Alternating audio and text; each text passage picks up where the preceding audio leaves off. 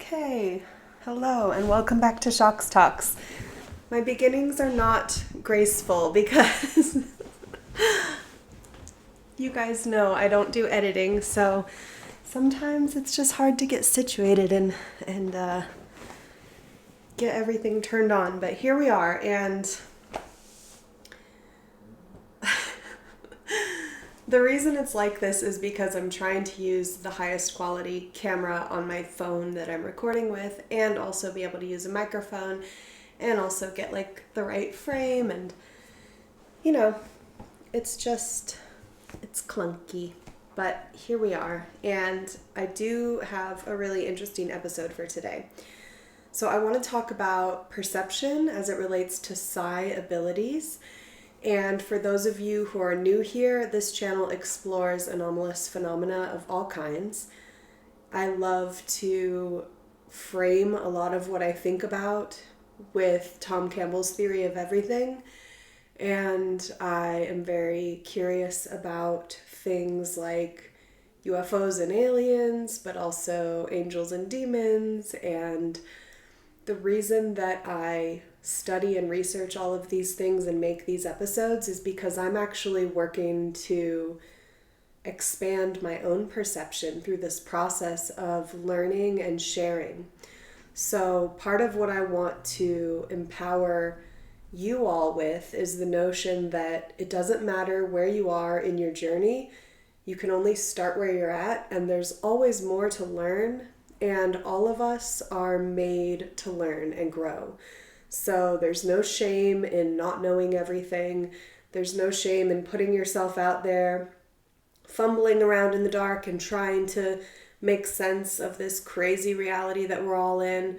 And that's what I'm exemplifying through this channel. I'm showing you my process. I'm showing you me learning in real time. It's not perfect, but it is very exciting. And I have learned a lot over the years, and I continue to learn more every day, and that makes life really fun for me. And it also is just part of my soul's path. It's part of the upbringing that I had, which is centered in Eastern spiritual traditions primarily, and the notion that within each one of us there's this inner teacher. So in guru culture, any guru that exists is only there to just awaken the inner teacher in any student. And all of us have the ability to access information directly in this reality. So we don't even need external teachers necessarily. We don't even need to go out and seek knowledge. Some people could potentially take the path of just working with their own energy and their own mind to create a clear channel for information to flow through them. And for me personally, I like a little combination of all of the above. So I love to learn from others. I love to learn from the wisdom that has been recorded throughout our history and to interpret it myself and to analyze it myself. And I also love to be an open channel for direct information that comes from the very fabric of reality, straight into the individuated unit of consciousness that is me. So, that's the place I'm coming from, and today what I wanted to talk about are these 3 episodes of different podcasts that I recently listened to, how they all relate to this idea of consciousness and developing Psi through expanded perception and awareness. And then I even want to give a little bit of an example of a pop culture reference, which is this show Love is Blind, a reality TV show, and how perception can be shaped in pop culture to either enhance or diminish the experience of love in reality. So we're kind of all over the place, but stay with me because it's all going to come together. So the links down below are for these 3 episodes that we're going to be talking about. One of them was from That UFO podcast, and the episode is called Consciousness, Intuition, and the UFO Phenomena with Dr. Ia Whiteley. And then the next episode I shared is How to Use Telepathic Communication with Living and Deceased Pets. This was on The Breakdown with Mayim Bialik. And then the final one, I referred to this in a previous episode of Shocks Talks, and that's called Aliens Invented Religion to Control Humanity. Very clickbait title, but very interesting episode of American Alchemy with philosopher Jason Jorjani. Actually, I did, oh gosh, now I'm going to knock over the microphone. I did purchase Jason Jorjani's book, Close Encounters. This is the book. I'm intimidated, I'm not going to lie. He's got a very intricate mind, and he's a philosopher. And this book is going to be, it's stretching the limits of my own psyche. Reading is a really good way to expand perception, which is also why I make this channel, because it pushes me to read more books, and through reading I'm expanding my understanding of language, and I'm learning how to think more critically. I am going on journeys with other psyches every time I read a book, and by so doing I am creating new neural pathways, which is it's like the stretching for your mind. So like in dance, which I love to do, you have to do conditioning and stretching in order to be able to move forward in your dance practice. And you also learn choreography, and you learn other people's choreography, and then maybe one day you do your own choreography. All of these things are helping you to become a better dancer, And I think the same is true of our minds. In order to think in new ways, we have to go on a thinking journey with other minds sometimes. So I think life is all about experimentation and play, and it's good to just observe the experience of following someone else's train of thought, even if it's not your own. It's okay to disagree at the end of the day, but it is a worthwhile endeavor to at least try to see things from another person's perspective for so many reasons in this reality. And I think the most important reason is love, so that we can better understand each other, cultivate more compassion, and therefore create a better reality together. So we're going to spin out into a lot of different directions, but we're going to bring it all back to the very, very simple, basic concept that Tom Campbell puts forward in his theory of everything, which is that this reality is information-based. And I think that's the best model for reality to get us towards the most loving result. Okay, so first we're going to go and talk about that UFO podcast and this episode with Whiteley. So I'm just going to read you the description of this episode so that you can get a taste for what it is. And the host of this podcast is Andy McGrillen, a British guy. Join me for this fascinating episode of That UFO podcast as I speak with Dr. Whiteley, an aviation and space psychologist with over 25 years of experience.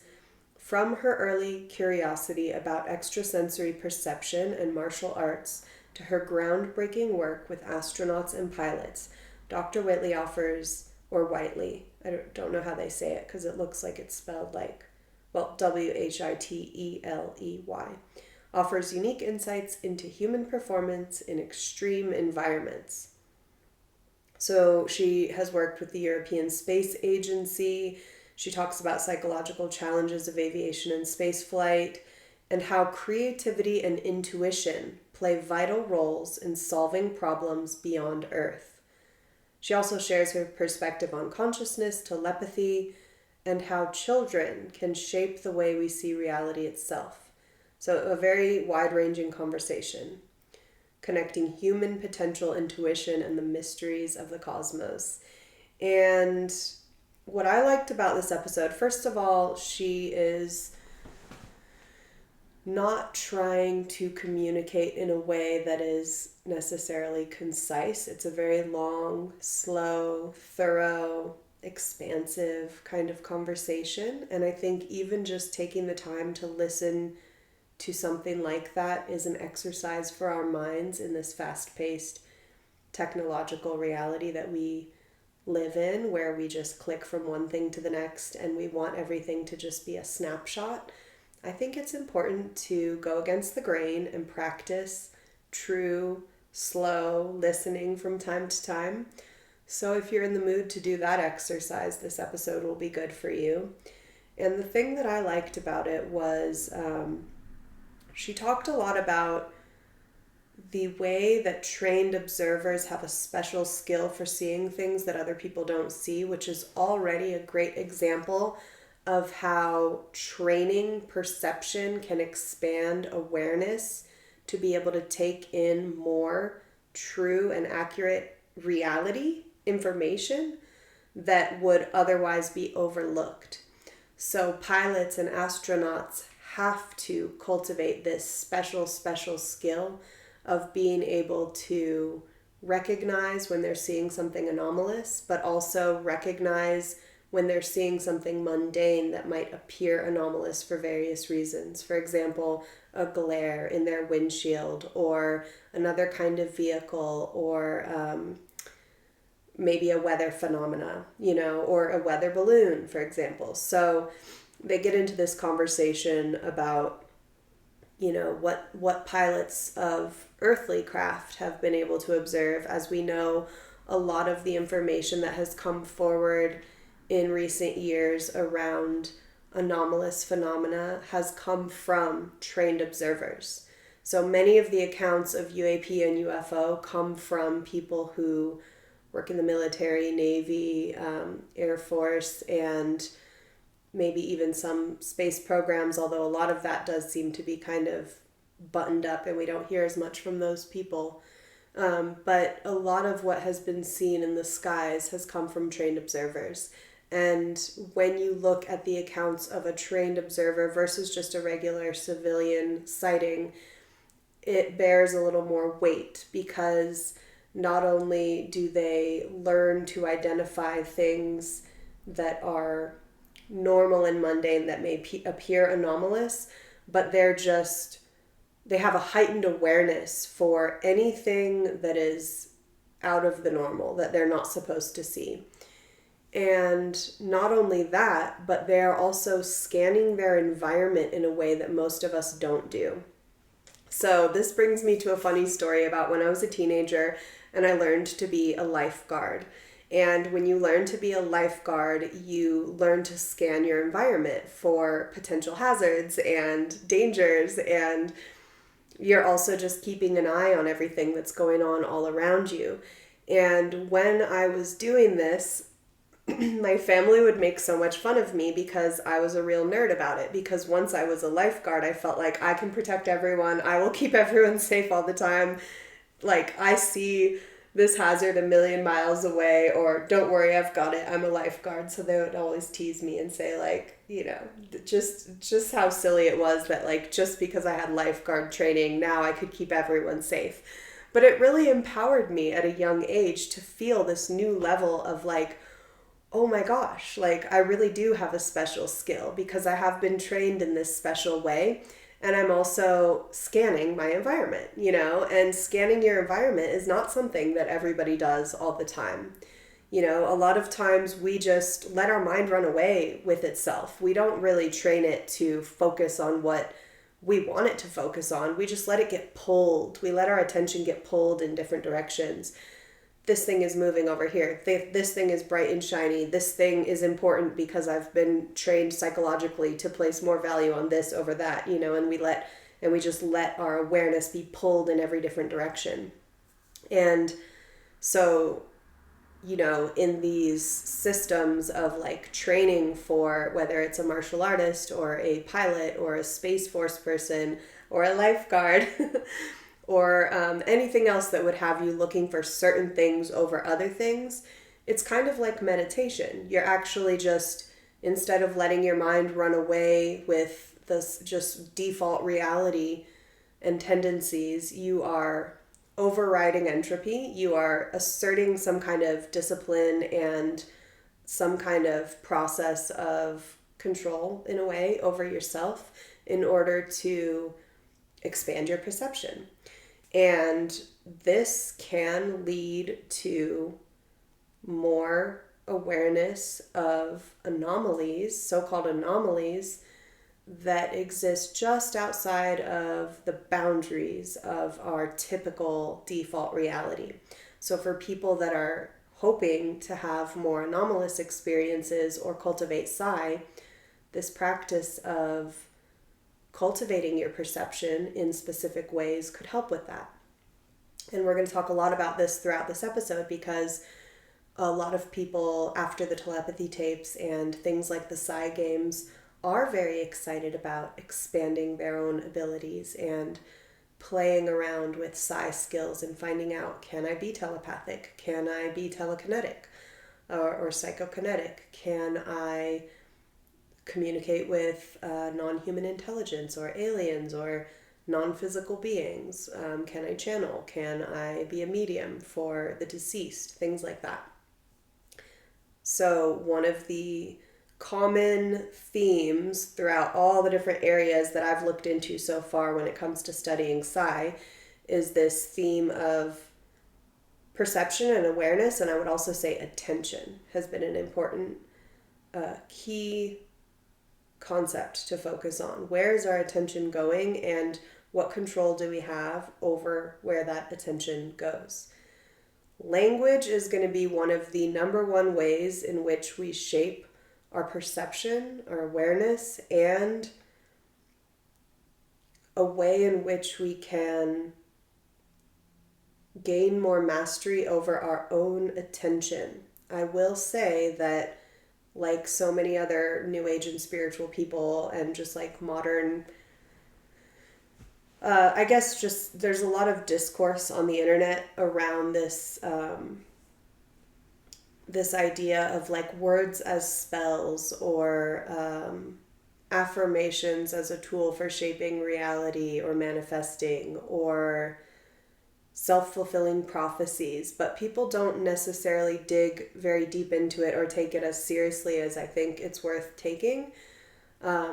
Saying things that are self-deprecating, for example, about your own mind and its limitations is a huge limitation.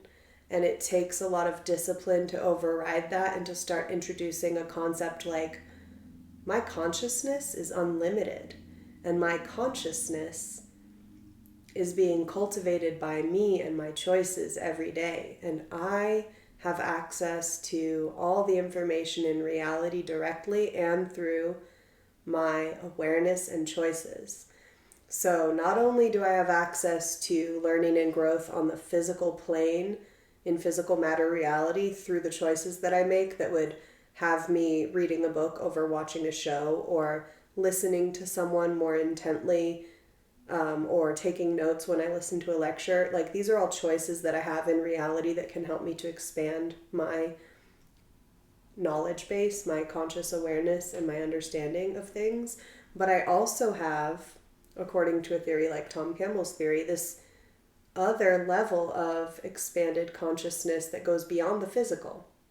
And that, me knowing that and believing that and tapping into that toolkit, that paradigm, which I can use as a toolkit to shape the reality that I am experiencing, allows me to have experiences like quote unquote downloads. You know, it sounds really cheesy, but a download could also just be called an insight. And they've been happening to people forever, where someone is just sitting quietly in the woods and they get an insight, and it's deep and it explains reality. Or an apple falls and you understand gravity, or an intuition hits and then you know what to do, and then that turns out to be the right thing and you get verification that that intuition was helpful, you know? So insights, downloads, direct knowledge, this has been something that has been spoken about and shared in so many texts and ancient teachings, and it gets buried in this current reality. You know, powers, systems of control do not want you to feel that you can just access knowledge directly, because then you're not as easy to control. So definitely something to keep an eye on. So in this episode, they do kind of speculate about what qualities the pilots of these non-human craft might have in order to be able to fly the craft using just their instinct and intuition and their hyper awareness. Like pilots are humans, but a really skilled pilot is going to be kind of different than me in a lot of ways. And they're going to be really impressive in a lot of ways. And it's almost like, you might compare them to some other human and they might almost seem superhuman because of how much they train themselves to specialize in this thing that is like really difficult and requires a lot of special skills. The same could be true for these alien pilots of craft, A lot of people speculate that the craft is controlled by consciousness and that there's some kind of link with consciousness and how these things operate. And so it's just fun to imagine how, like, okay, if in a civilization of aliens, is everyone out there flying craft? Like a lot of us drive cars, but not even all humans drive cars. That takes special skills. And every time you level up to a more advanced craft, it takes more and more and more special skills. So for aliens, are they all piloting these craft that are coming to our reality system, or are only some of them, and are those the ones that have these special abilities, or do all of the beings in their civilizations have these special abilities as well? It's just fun to think about. We don't have a clear answer on that, but they do touch on that in this episode just lightly. And they just, she kind of brings it back to perception and how she says it's economical for our brains to not see more than we need for basic functioning. We discount a lot of beauty because of this. And I just love that because it touches on two things that I want to talk about in this episode. One is the economy of thought, which is already just fascinating. We know through our own science here in physical matter reality that we have evolved, our brains have evolved in certain ways based on survival. And so the things that we do look for and see have a lot to do with survival. But that has changed over time because what we need to do to survive has changed based on how our culture and society have evolved. So even though we no longer need to look out for the tiger that might attack us, if we see a movement out of the corner of our eye, there's this deep genetic and consciousness-based knowledge that exists within us that's been programmed through the experiences of all the beings that came before us that still causes us to have that gut reaction of, ooh, do I need to be on alert for danger?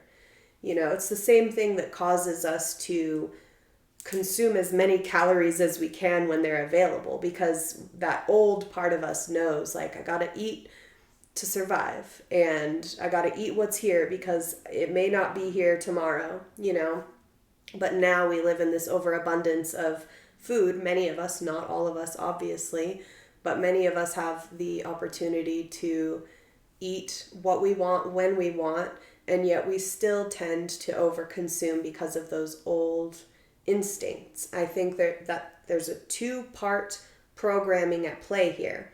Because even though I view things through Tom Campbell's model for reality, and I find it a useful model, it still includes physical matter reality as a subset of the larger reality, and both of those things are at play in our experience as humans. So the physical science and the reality of how we've evolved physically is in and of itself very prevalent in our experiences as humans. And also there's this other consciousness reality. So I think that we carry genetic programming, and we also carry like biological history within our bodies.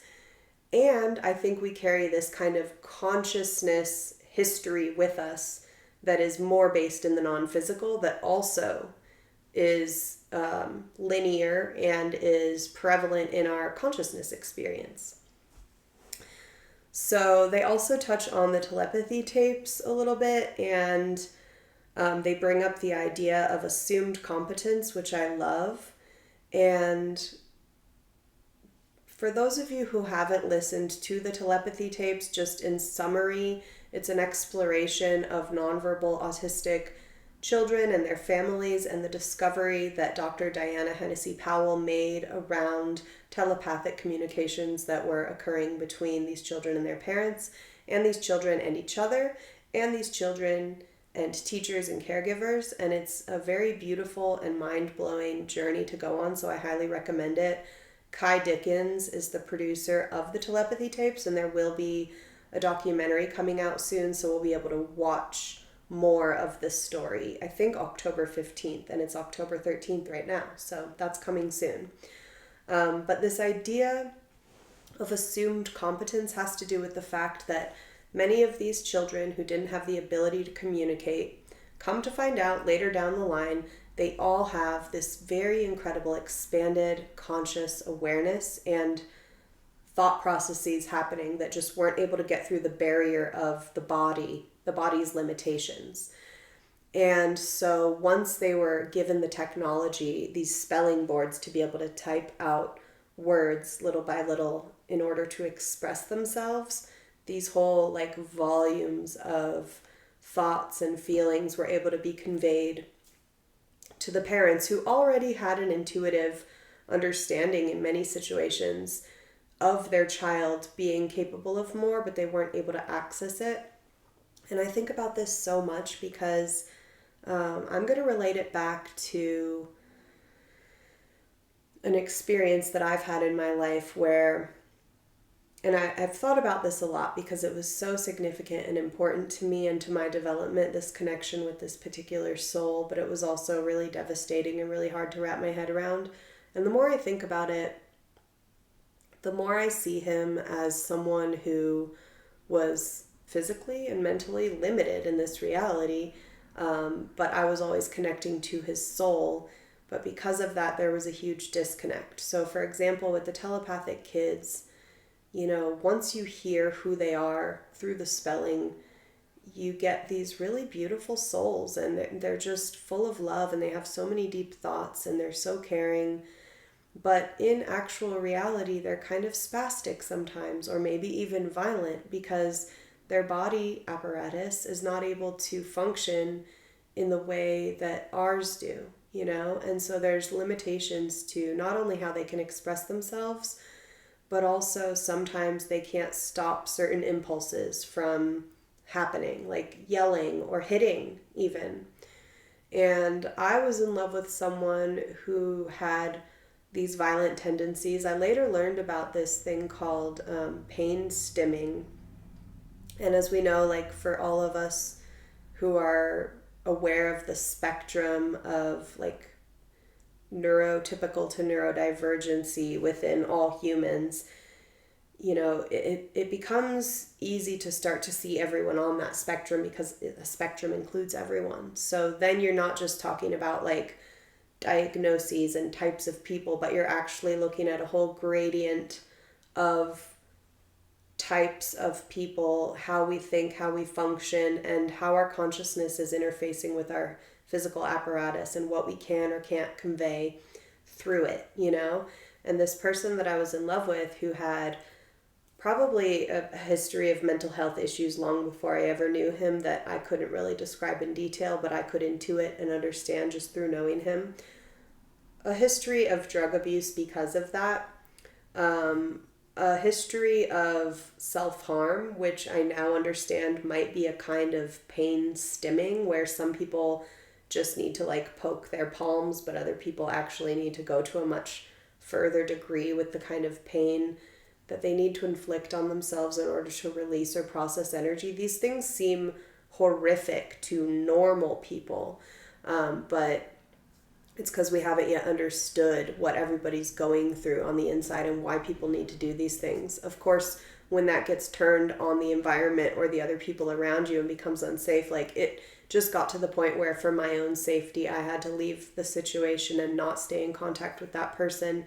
But I always felt so much pain around that decision because I could sense his soul beyond all of the confines of his body-mind apparatus. I just loved him so much, and I still do, for who he is underneath all of it.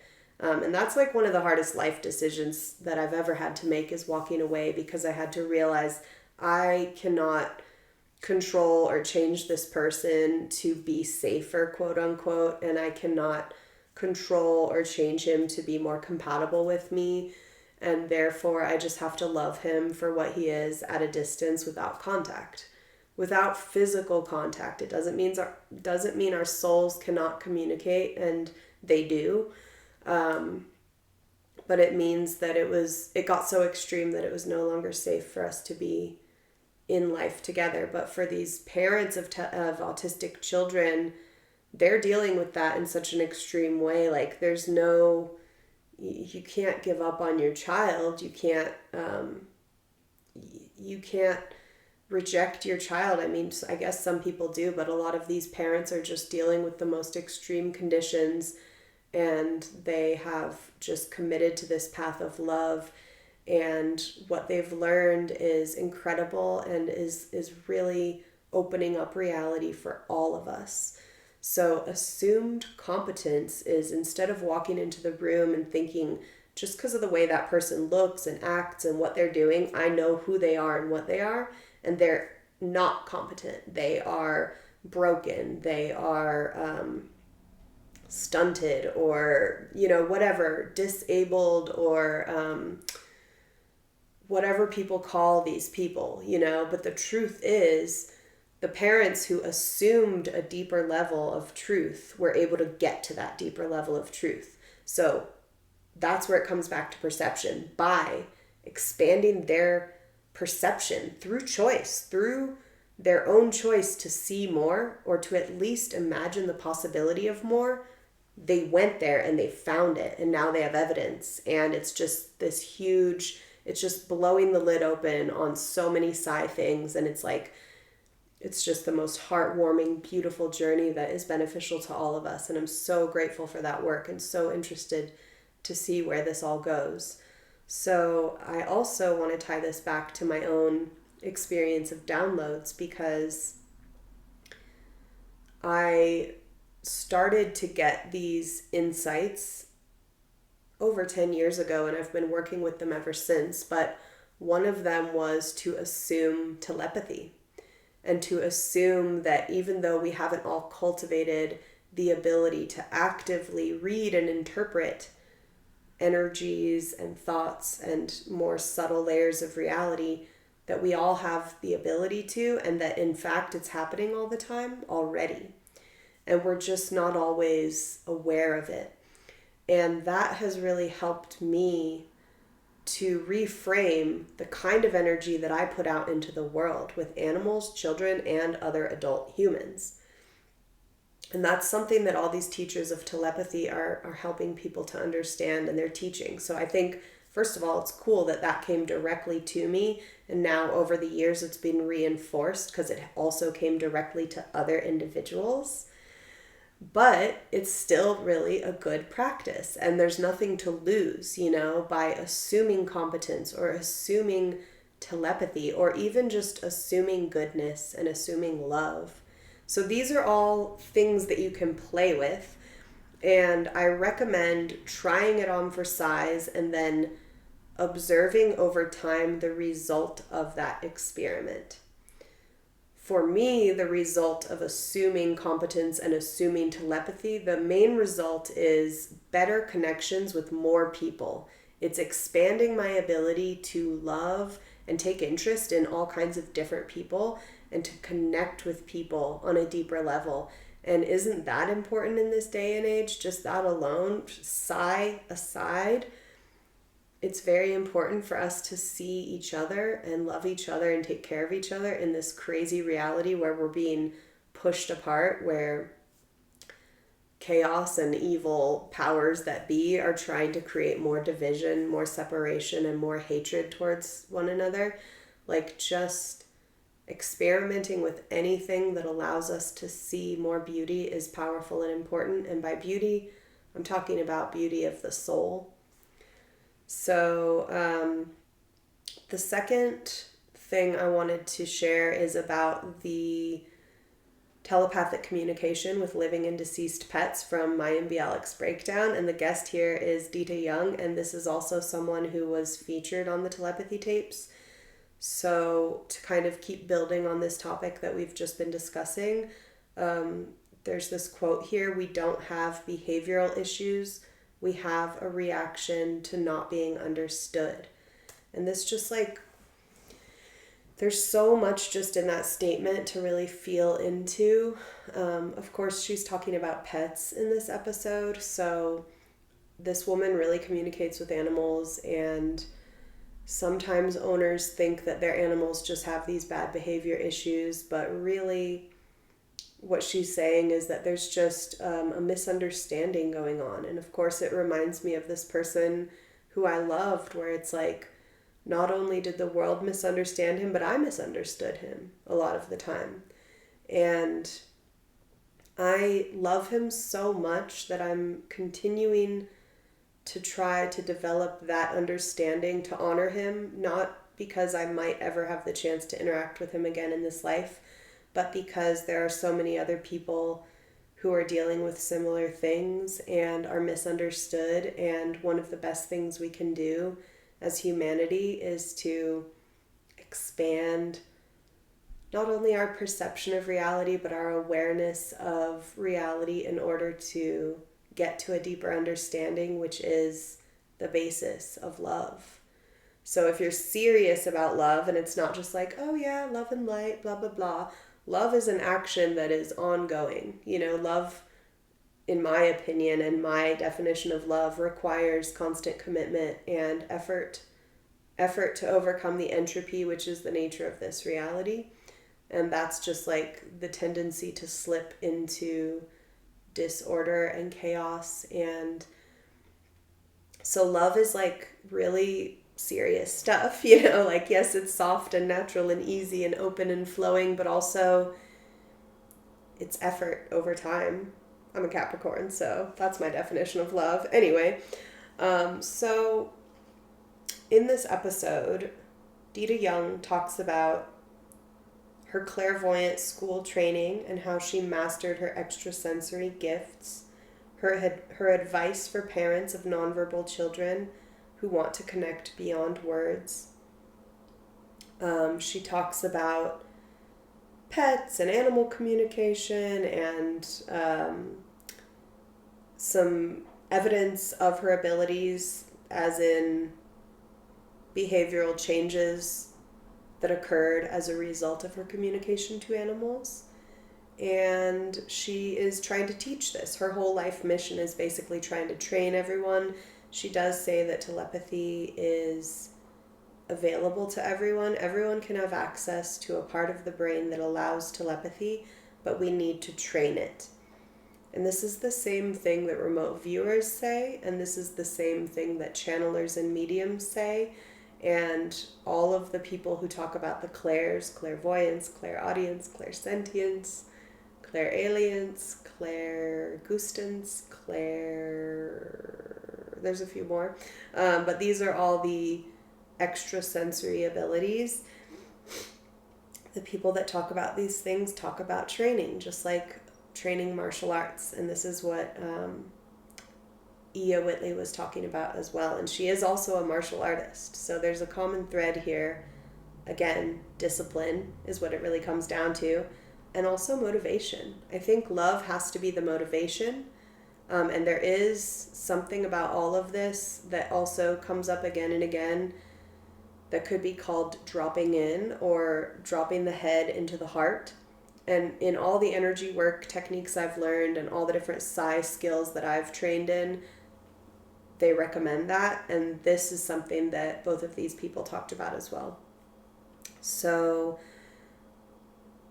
this woman, Ditte Young, says that my brain is strong, fast, and fit. And if I wouldn't practice for a year, I needed to start. I needed to practice to get it back, talking about her telepathy. So what she's saying, and this is also something that many people who study the alien phenomena and ufology talk about, telepathy is a latent ability in humankind, because when humans connect to NHI, non-human intelligence, or ETs or aliens, they are able to be telepathic because those beings are telepathic. So isn't this interesting? It's like, if even just a handful of us in reality cultivate these skills, we are essentially activating other people just by them being in our presence. And I've had this experience of activation with other humans who have taken it upon themselves to cultivate these skills and abilities. Just by being in their presence, I've been activated. And that is real and powerful. And it could go away if I ignored it, or I could really suppress it or deny it. And, the power of denial is huge in this reality. But the truth is, I've experienced telepathy in life already with animals and humans. And I've had the privilege of being in the presence of people who have worked really hard to cultivate these abilities. And that has given me a taste of it, enough to know that it's real and to set myself on my own path of learning. So you listening to this, you're getting a little bit of that activation as well, because you are now in conscious contact with an individual, me, Shakti, who has experienced Psi, who has experienced anomalous things, and who has put effort into cultivating my own expanded perception and awareness in order to continue to grow those latent abilities. So we're in this together. You're infected. You're infected with psychicness. Sorry, but not sorry.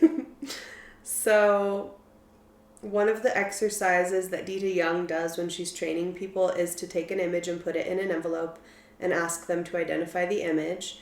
And at first people say, like, I can't do that. I don't know what's there. This is very similar to, like, if you try remote viewing, you're just like, I'm just stabbing in the dark. I have no idea what I'm doing here. Then she, in her training, takes them through a visualization. This is an interesting thing. It's kind of the only thing she shared about her training, because obviously people pay her to take these trainings, but she asks them to do a visualization that activates all of their 6 senses in order to activate the 7th. And once she does this, 80% of the people are able to tell her what's in the envelope. It's fascinating, right? So, on a side note, I wish I had money to take that training. I wish I had money to go to all of the conferences I want to go to. I wish I had money to maybe not need to do a day job and just be able to read and research all day long. And yesterday in a tarot reading, the final card, I did a whole reading about my spiritual path and the progress that, like, I might be able to see. It was a past, present, future spread.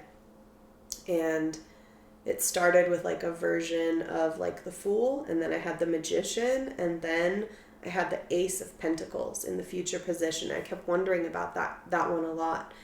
And when I looked it up, I found this visualization where it was inspired by the Ace of Pentacles, and this teacher was having us envision receiving a great gift in all these different forms, which is exactly how I had interpreted the card the night before. I was like, it's not just a gift of money, it's a gift of opportunity, or maybe it's an energetic gift. And I thought about, like, yeah, it would be cool if I could receive money to do all the things I want, but also push that aside, because we're not just in physical matter reality, we're in this expanded reality too. What if I received the gift of, like, all of a sudden I can have at will out-of-body experiences the way that I've been wanting to, or I receive the gift of telepathy, or I receive the gift of some other Psi ability that doesn't even exist yet, or, there's these consciousness gifts that are much more valuable than anything physical, and yet they could all lead to physical abundance that would also help me to function in this reality, because of course I'm in both worlds. I'm here and I'm there, like we all are.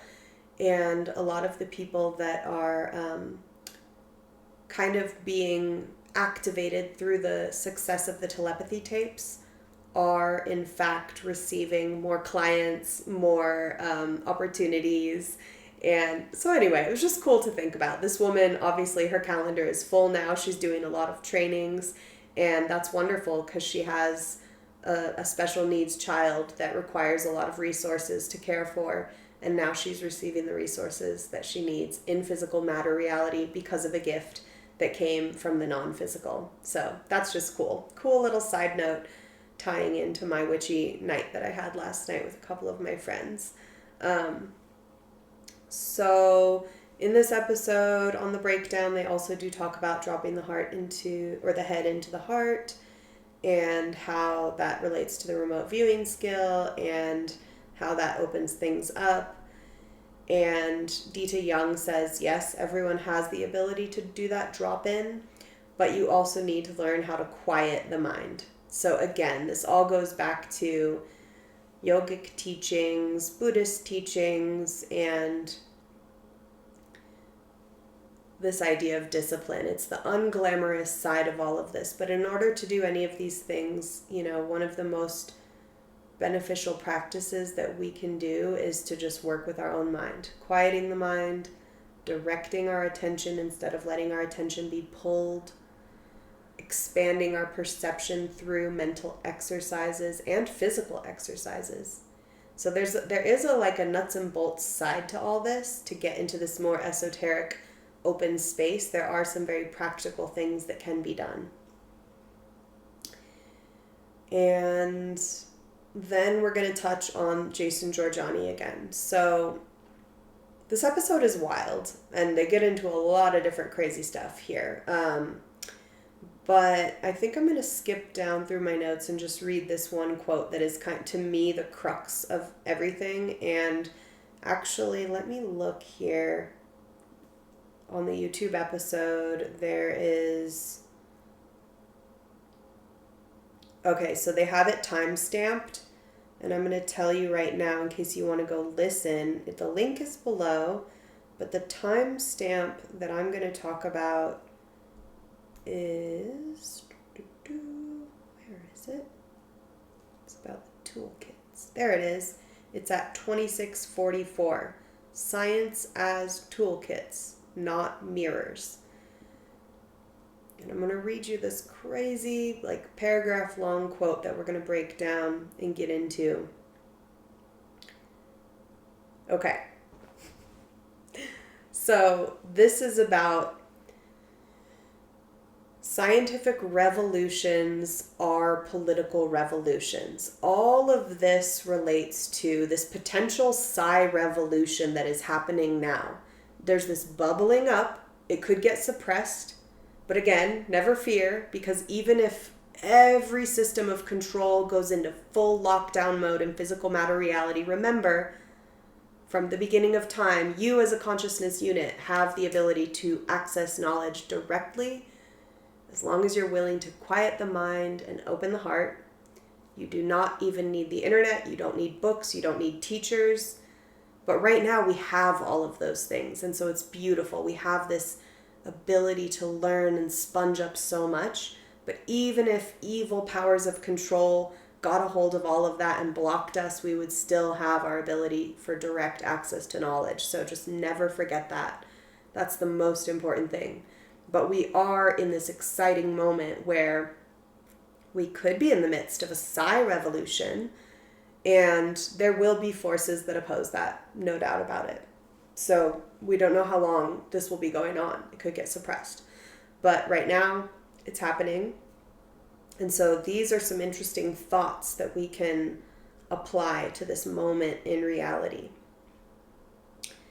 Because the framing of paradigms is a psychological phenomena, people who think recognition of Psi simply requires a new scientific paradigm are missing the forest for the trees. The revolution that recognizes Psi is a revolution that gives us insight into psychological mechanisms that frame paradigms in the first place. So understanding that consciousness really actually sentience on a subconscious level is forming physical phenomena as they emerge from out of the quantum domain. So to break this down a little before we go further, there are psychological mechanisms that frame paradigms in the first place. So the way I interpret that is to zoom back out into Tom Campbell's theory of reality, which is that this is an information-based reality. Consciousness is fundamental. We are units of consciousness experiencing in a consciousness, quote-unquote, computer.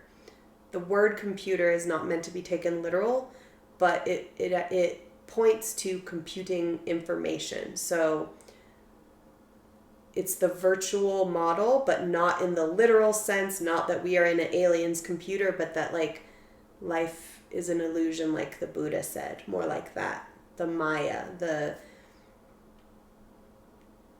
smoke and mirrors, you know, it is information, and it's as real as it is being experienced, but it's not limited to the rules of physical matter reality. It goes beyond that. So a revolution that recognizes Psi gives us insight into the psychological mechanisms that frame paradigms in the first place. So it's this current Psi revolution is getting us to shine a light on and become aware of and understand that there are psychological mechanisms at play that are creating these paradigms. And consciousness, or thoughts, you could say even, thoughts, feelings, energy, awareness, but consciousness is forming physical phenomena as they emerge out of the quantum domain. That's how he puts it. He's framing it in the quantum. Tom Campbell would say that how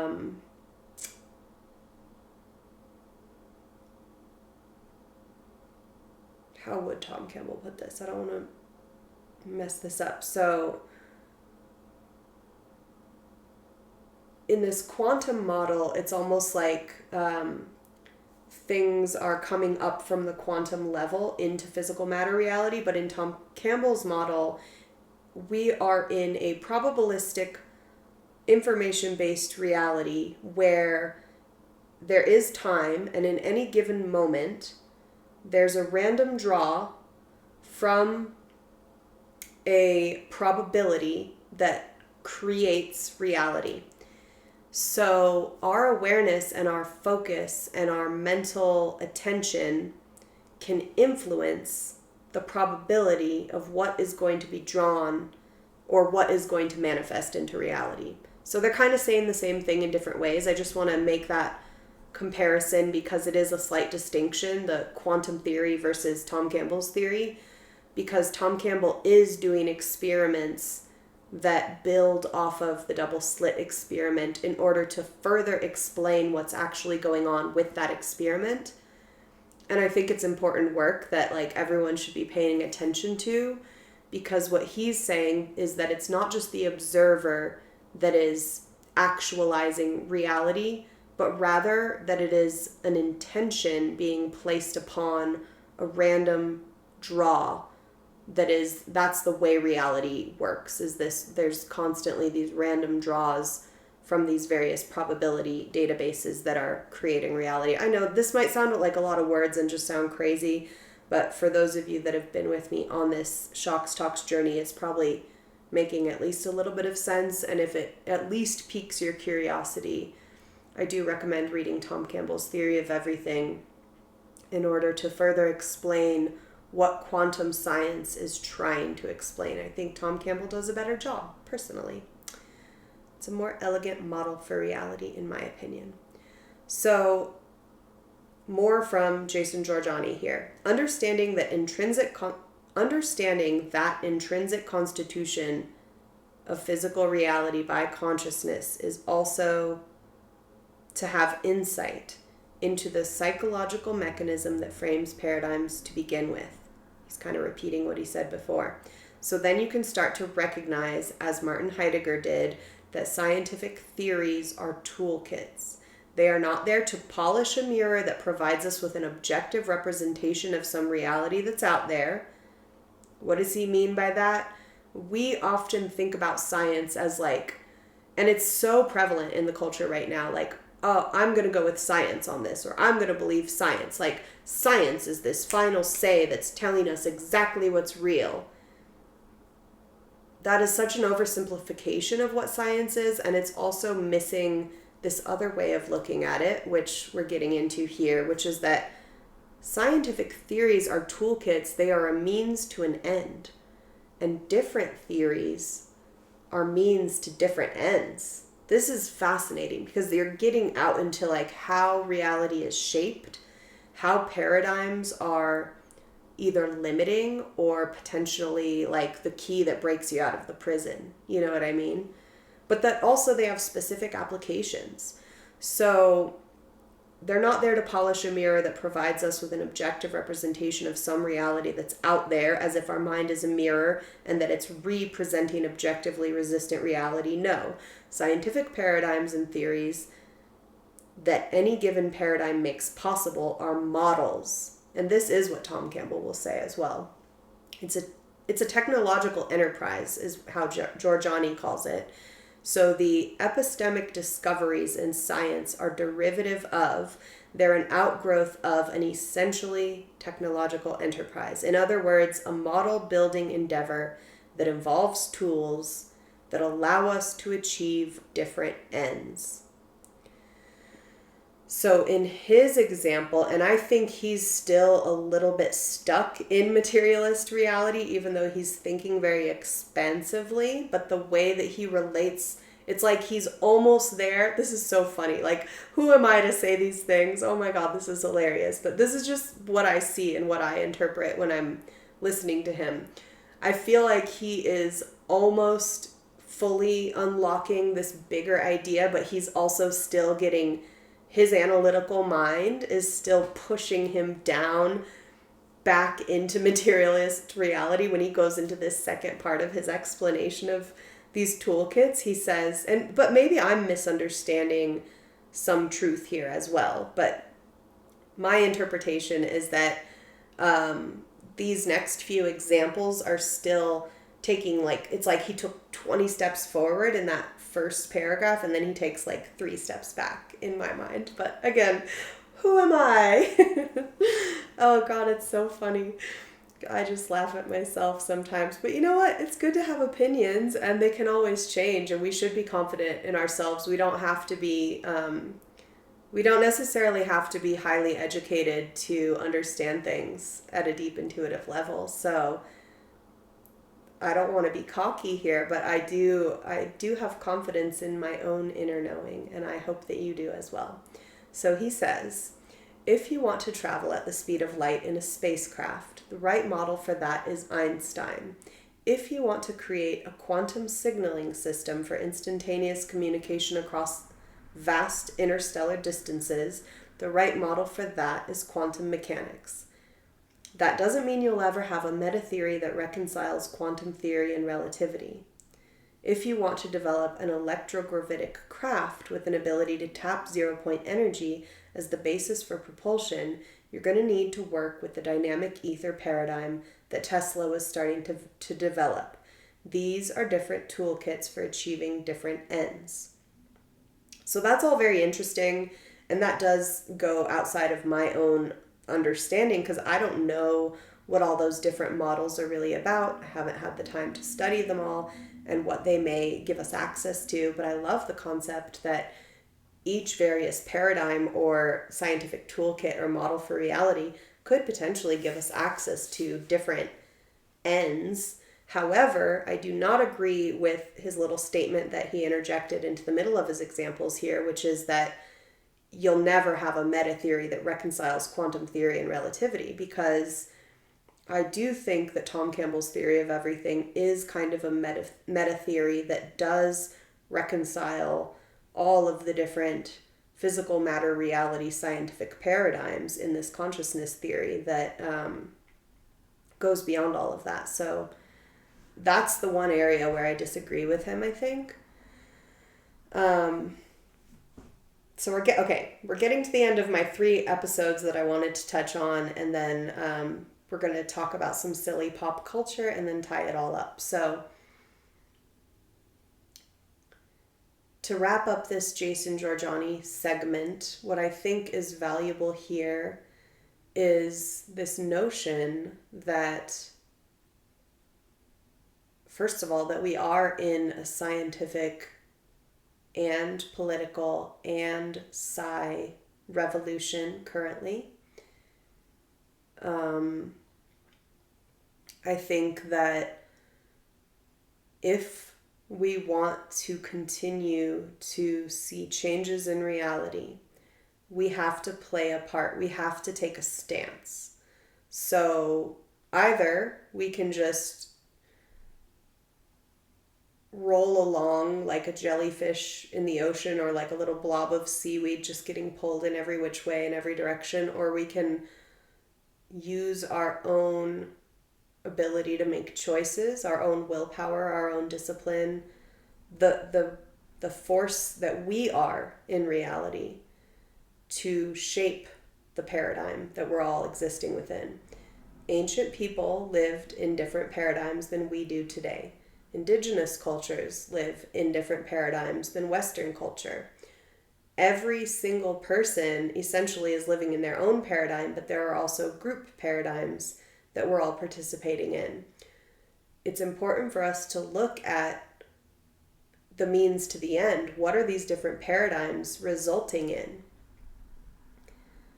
Capitalism is a paradigm that is resulting in a lot of suffering. Anyway, there's lots of examples of how we could shift paradigms to create more harmony with ourselves and the planet, more love among humankind, more opportunity to experience things that are currently considered anomalous. Those are the directions that I want to go. That's what feels exciting to me. So I am actively working to expand my perception to not only have a better experience as a human in reality on a personal level, but to potentially create larger systems and structures that support everyone having a better experience to the best of our ability. And that's like a never-ending task that you can only orient towards, and you can't necessarily ever fully complete. But just in orienting yourself towards some kind of goal, some kind of purpose, will have an impact on reality. And many people are doing this. And nobody needs to be told how to do it necessarily, although spirituality and religion provide examples of models of being that could inspire ideas for each individual in terms of how they want to proceed in reality. But ultimately, I do think it is a personal choice, and we do have to be the ones to make our own decisions about what we're doing here in reality. So I like Tom Campbell's theory of everything because it is based in love. And even though it's a scientific theory and he's kind of a dry guy when you hear him talk, and he has a physics background, and he's using terminology that is inspired by technology to help us reframe concepts that explain the nature of reality, as opposed to the old spiritual models, like using terms like souls and karma and reincarnation even. He finds other ways to describe reality in terms of information and probability and data streams and shifting data streams. And it's just a model, and you can take it or leave it. But when you take a model, you have to use it in order to experience the effects of that model. And this is where this relates to Jorjani's statements. Different means to different ends. So the toolkits, he's talking about using a toolkit to achieve a scientific advance that might relate to like advanced craft or whatever. I'm talking about using a toolkit or a model to achieve a more meaningful life experience, and to also potentially open that possibility for others. Because if you look around in reality, There's a lot of complaining, there's a lot of misery, there's a lot of suffering, there's a lot of fear, there's a lot of greed, there's a lot of pain. And there are models for consciousness that help to mitigate all of those problems. So that's where my focus is. It's on love, just on like, can we make things better? Can I make my first task in life was to make the inside of my own head better, my own inner landscape. And that took me the first half of my life so far. It really did. It took me the first whole half of my life. And then the second half is more about continuing to build on that. That work never stops. You have to maintain it. But also then what's the next step is like, how can I make it better for others too? And that includes shifting paradigms. So I wanted to end on something really silly, which is Love is Blind, because I've been watching it. And for those of you who don't know, it's a reality TV show, obviously very highly produced in order to create drama and intrigue and entertainment. But it touches on some really important archetypal patterns and structures that relate to the concept of romantic love. And when I look at reality and I try to look at like what's really going on out here and like what are the things that matter, throughout my entire life I've always come back to this idea that like there is like a poison in the water when it comes to romantic love, because romantic love is not the only, but it is one pathway to beautiful transcendence, like to a beautiful experience, let's just say. And that is true of so many kinds of love with self, love with family, love with nature, animals, friends. I believe that they are all equally valuable and equally, potentially equally like expansive, or there are pathways to like the divine, and romantic love is one of those pathways, and it happens to be a really powerful one. And so I think, forces of opposition, forces of entropy, chaos, evil, whatever you want to call it, definitely have been attacking that pathway for a long time. And the way that they're attacking it is by limiting our capacity for love, by creating basically shallowness in all of us, like we are heavily programmed through books, stories, TV, movies, social media, and each other to have very narrow definitions of love and very toxic definitions of love. And so this show, Love is Blind, is funny because, you think, ooh, this could be really interesting. People are going to talk to each other for a number of weeks from behind a wall, never seeing the other one, not really describing their looks to each other, and just connecting on a soul level. But of course, the casting is ridiculous, and all these people are quote unquote hot by, today's standards. So even though they're all like a little bit different looking in different ways, they all fall within a very narrow definition of what beauty is. So none of them are outside of that definition. So already that limits like the way the show goes. But they had to do that because what you find out pretty quickly is that like love is not really blind, because when they get out of those pods and start interacting with each other, the way that they look does play into how they feel about each other. And all that does for me is it reinforces the sad truth that we are very heavily brainwashed, and that overcoming that brainwash is really hard, and it really can't be done overnight. So throughout my life, I've had the blessing of being around some really beautiful souls who, again, just through their being and through their existence, they opened me up to more. They showed me more. They taught me more. And they helped me to start breaking down those walls of perception that would have me only allowing myself to place value in certain individuals based on looks. And I was unconscious of it. I wasn't even conscious of it, you know? And so I learned that in order to expand my perception, I really had to go outside of my comfort zone and try out these different exercises of listening to people, expanding my definition of beauty over time, which is, again, takes constant effort because the nature of this reality system is entropy. So it's like we're always slipping back and to kind of climb up and to like move ahead and to evolve, like some effort must be exerted. So the culture wants us to slip back and feel wants us to be easy to control, wants us to have a limited awareness and perception so that we have less access to joy and connection, wants us to be separated. You know, there's a lot going on.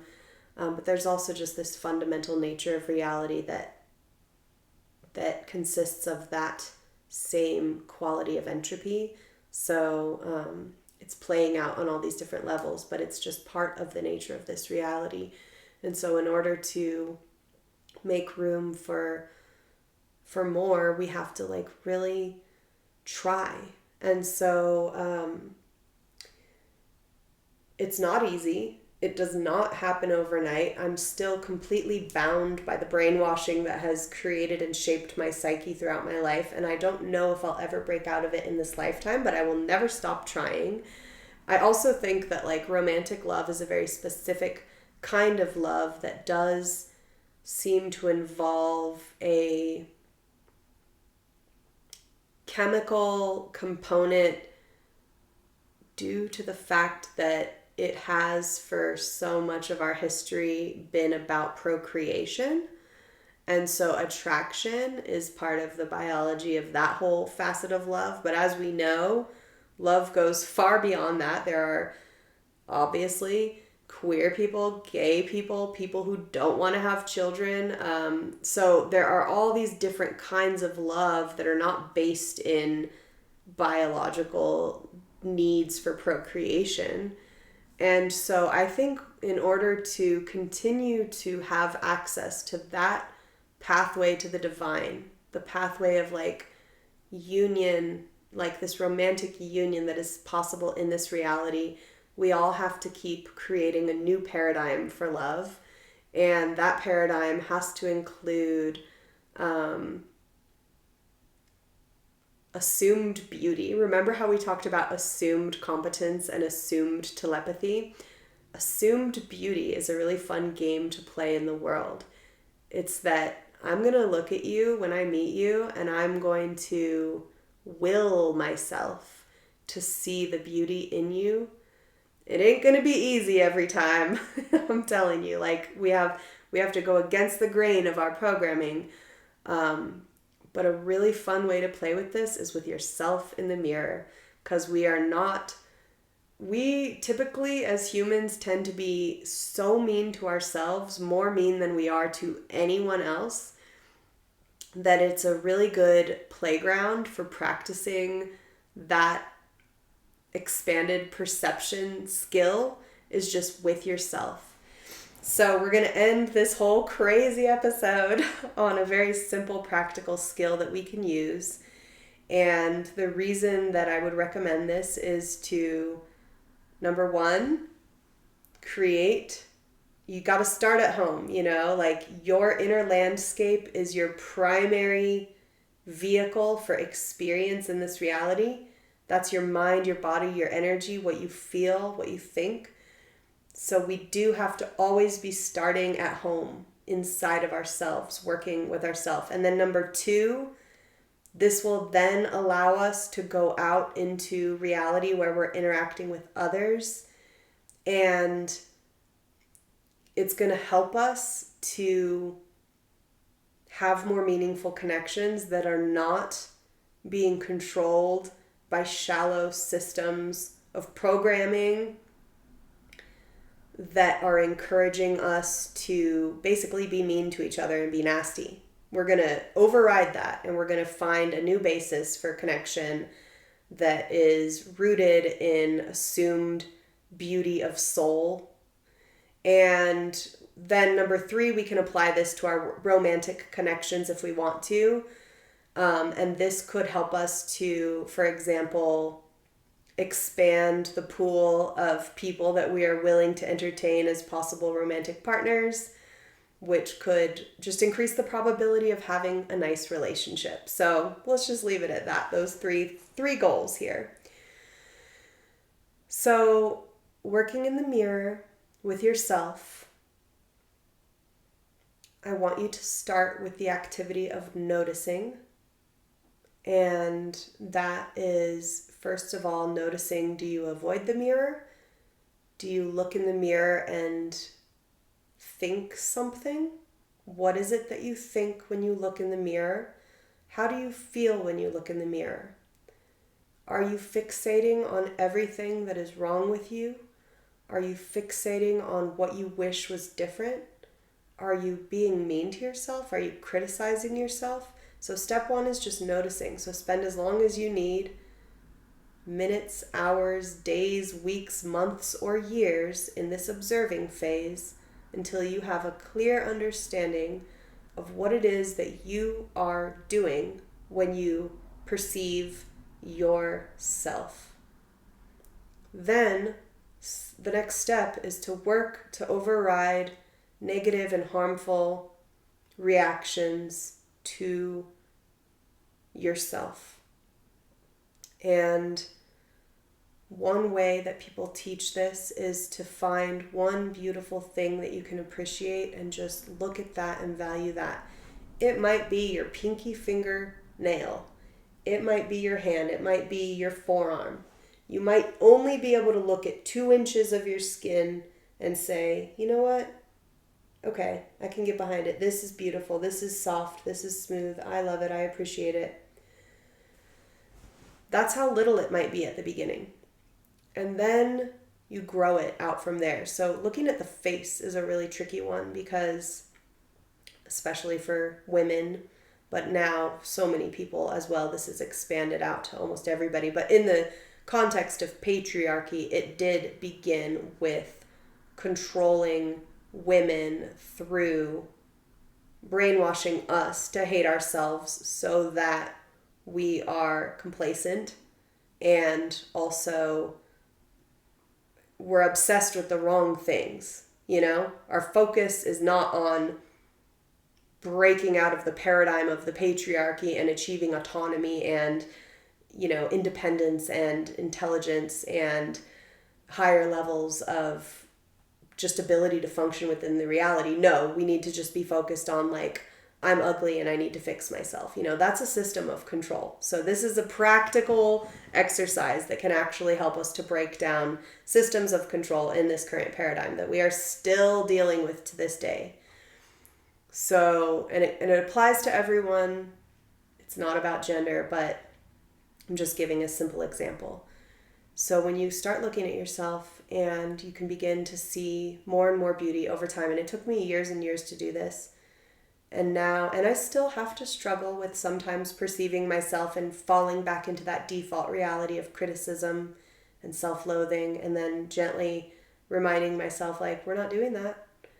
We are not, our skin is not the thing that makes us valuable in reality. The way I look, like so many people on the internet have said, is the least interesting thing about me. It's literally, one of my friends said everybody's ugly, and it was so funny to me because it's so freeing to just like, that's kind of moving more towards body neutrality. It's like, we're just these weird little worms on the earth. We're just these weird flesh puppets. The way we look is literally the last thing that we should be worrying about when we interact with one another. But it's super prevalent, and it's really limiting the way that we perceive other souls in this reality. So now that we've worked on the exercise of like noticing how we feel when we look in the mirror and then working on seeing beauty, we can expand this out into all of reality. It doesn't have to just be visual. It can, because we're not all visual creatures, and some of us can't even see.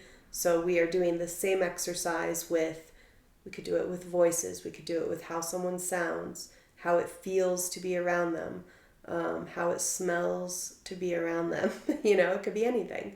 But we're instead of defaulting to what we don't like, we are overriding the default and we're moving towards, let me find something I do like. Every time you do this, you are creating a new neural pathway, which is the definition of expanding perception and awareness. You're creating a larger field of view for reality and especially for the good that exists within reality. Therefore, increasing your own joy, cleaning up your inner experience, your inner landscape to be more wonderful and beautiful, and that frees up so much energy to then turn your attention outwards towards others. And then, of course, when it comes to connecting, it's like we have to listen to people who are different from us. We have to consider opposing views. We have to understand as we look at others and listen to them that we do not know everything about who they are. Just like these telepathic kids, these autistic kids, if we just wrote them off and said what the doctors said and said these people are just brain dead, which is so sad to even think about, people saying that, labeling them, writing them off, segregating them to some far corner of reality where they don't get to participate in everything that we are all here to do together. What a waste. What a misstep. What a huge fucking mistake on our part for doing that. So how many other blind spots do we have? How many other mistakes are we making right now that are like that? And the only way to get to that knowing of like what those mistakes are is to expand our perception and awareness. And then also for those who are just interested in cultivating Psi abilities, if you are working on any of your Psi abilities, there are so many activities that you can do to expand your perception. I'm just going to rattle off a bunch that I think are good. Art, drawing, using your non-dominant hand as much as possible to cultivate the opposite hemisphere of your brain, meditation, binaural beats, playing an instrument, learning music, learning another language, dancing with a partner, doing yoga, doing anything physical with your body that causes you to work with your proprioception, your awareness of yourself in space. All of these things are tools that are going to expand our awareness. If we're just laying in a little crunched up ball on the couch, flipping through our phone, reinforcing all of unfortunately, what people lovingly call ADD brain, or sometimes in a self-deprecating way, people will say oh yeah, my ADD brain won't let me do this. It's even if you're not, I'm not talking about diagnoses here. I'm just talking about the way that we shape our perception through language. When we start reducing ourselves down in these ways, we are essentially becoming that which we have stated that we are. So to break out of that, we have to use our language to reinforce the notion that we are all potential and that we are all capable of change and growth and evolution, and that we are all contributing to the reality that we share, and that there is a lot to be done here and that we have the power to do it. So we're going to use our language, and we're going to use all our tools, and we're going to use models of reality that support love and compassion for all to shift the paradigm, to grab a hold of this wave that is flowing through reality now, this Psi revolution, and we are going to go the direction that we want to go. We all have agency here. Okay, I think that was a lot. I hope that you like some of the thoughts that I put forward, and if you listened to all of this, gosh, wow, I am so grateful for your precious attention, and it is always my heartfelt intention to only share that which is best. So I'm doing the best I can. It's never going to be perfect. I've got so much to learn. God, I've got so much to learn, but I'm always sharing from my heart because I have this ability to put things out into the world because of the internet. And how cool is that? for as long as it lasts. I've gained so much from other people on all different levels of reality, at all different levels of intelligence, just doing the best they can and sharing what they have to share in a really polished way, in a really intelligent way, or even in a really silly, goofy way, or even what some people would consider like, that person is not even that smart, or they don't even, but it's like their soul is expressing something and I'm getting it. I'm getting what they're laying down, and I hope you're getting what I'm laying down. I love you. I thank you for being here, and I will see you next time on Shocks Talks.